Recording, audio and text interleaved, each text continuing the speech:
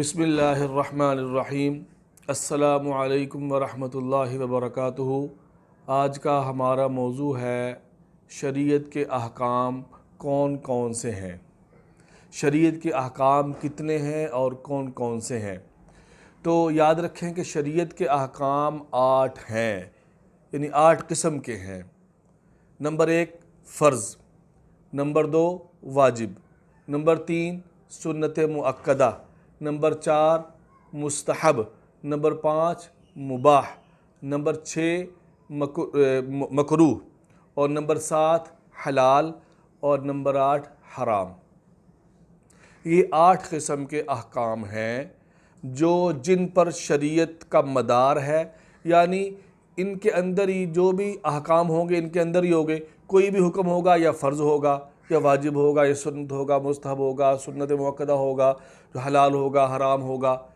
तो आज हम आपको इनमें से एक की तारीफ़ यानी फ़र्ज़ की तारीफ़ बताएंगे और फिर कौन कौन सी चीज़ें फ़र्ज़ हैं, फ़र्ज़ की तारीफ़ बताएंगे, फ़र्ज़ का हुक्म बताएंगे और फ़र्ज़ कौन कौन सी चीज़ें हैं। आम तौर पे जो हम समझते हैं कि भाई नमाज फ़र्ज़ है, रोज़ा फ़र्ज़ है, इसके अलावा भी बहुत सी चीज़ें फ़र्ज़ हैं। तो सबसे पहले तो हम आपको बताते हैं कि फ़र्ज़ क्या होता है। फ़र्ज़ क्या होता है? तो वो फ़र्ज़ वो होता है, वो हुक्म है जो कती दलील से साबित हो, यानी कुरान पाक की आयत क़तई से साबित हो, जैसे यानी मज़बूत हुक्म हो, और या अहादीस मुतवातिरा से साबित हो। हुज़ूर नबी करीम सल्लल्लाहु अलैहि वसल्लम की अहादीस जो तवातुर से चली आ रही हैं उनसे साबित हो, या सहाबा और ताबईन का उस बात पर इजमा हो। तो ये चीज़ें फ़र्ज़ हैं। इसका हुक्म ये है कि अगर इन चीज़ों का यानी फ़र्ज़ का कोई इनकार करता है तो वो काफिर हो जाएगा, शरीयत इस्लाम से ख़ारिज हो जाएगा, दायरा इस्लाम से ख़ारिज। जैसे नमाज का कोई इनकार करे तो काफिर हो जाएगा। हाँ, अगर कोई इस पर अमल नहीं करता, फ़र्ज़ पर अमल नहीं करता, ये एक अलग बात है। फ़र्ज़ पर अमल नहीं कर रहा तो वो फासिक और फाजिर होगा, गुनहगार होगा। लेकिन अगर इसका इनकार कर रहा है, नमाज का इनकार कर रहा है, भाई ज़कात भी कुछ नहीं है और रोज़ा भी कुछ नहीं है और नमाज कुछ नहीं है, तो इसका इनकार कर रहा है, तो इनकार करने वाला दायरा इस्लाम से खारिज हो जाएगा। ये इसका हुक्म है। फ़र्ज़ का हुक्म क्या है भाई? फ़र्ज़ का हुक्म कि अगर उसका इनकार करेगा तो दायरा इस्लाम से खारिज, काफिर, और अगर उस पर अमल नहीं करेगा तो फासिक, फाजिर और गुनहगार होगा। ये फ़र्ज़ की तारीफ़।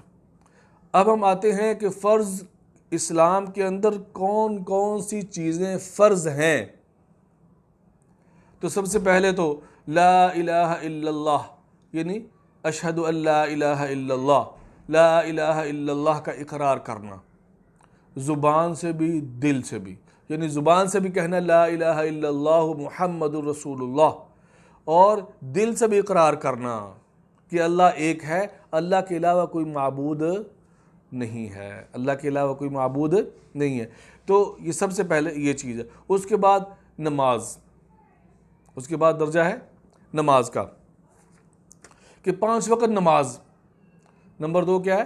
5 वक़्त नमाज हमेशा अदा करना। बाद लोग क्या करते हैं कि भाई कुछ दिन नमाज़ें पढ़ ली, भाई नमाज फ़र्ज़ अदा हो गया। या बाद लोगों का ये ख्याल है कि भाई अगर कोई शख्स मक्के और मदीने गया और वहाँ पर मस्जिद हराम के अंदर बैतुल्लाह शरीफ में उस मस्जिद के अंदर उसने नमाज़ पढ़ी तो 1 लाख नमाज का सवाब मिलता है।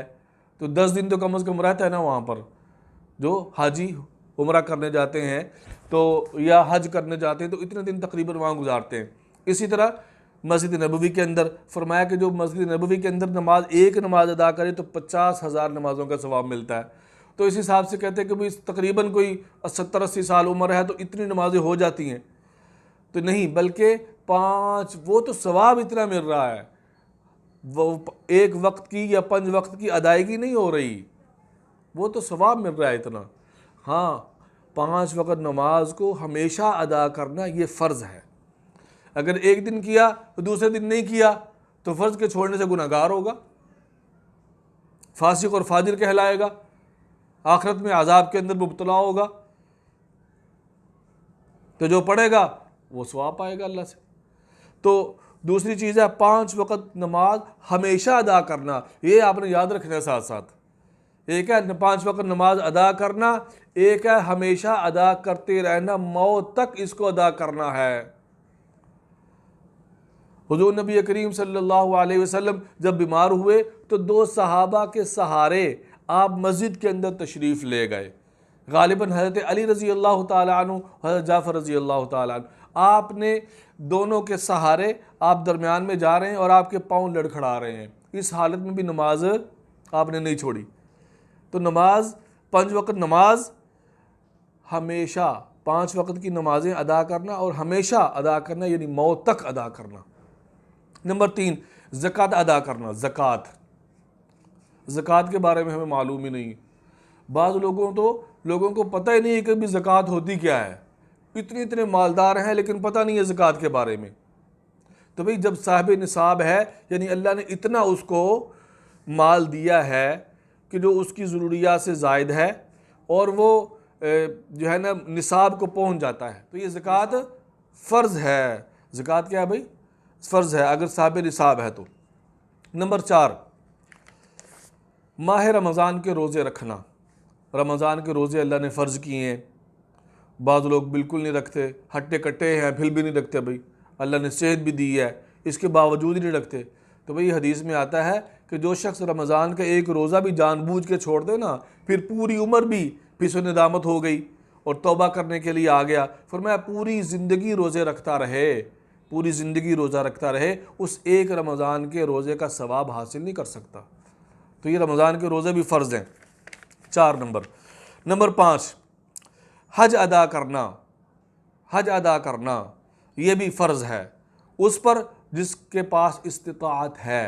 यानी जिस तरह ज़कात उस पर फ़र्ज़ है कि जिसके पास पैसे मौजूद हैं, इसी तरह अगर किसी पर इस्तिताअत है, किसी पास इतना पैसा है कि वो घर के अंदर राशन वगैरह डालकर देगा और जो है ना उसके बाद फिर उसके पास इतना पैसा है कि वो हज पर जा सके और रास्ते के अंदर उसकी सवारी का इंतज़ाम भी हो, खाने का इंतज़ाम भी है, तो फिर इस पर क्या है? हज फ़र्ज़ है। तो हाज़रीन, ये वो 5 चीज़ें हैं जो फ़र्ज़ हैं और उनके बारे में आम लोगों को पता है कि ये फ़र्ज़ हैं।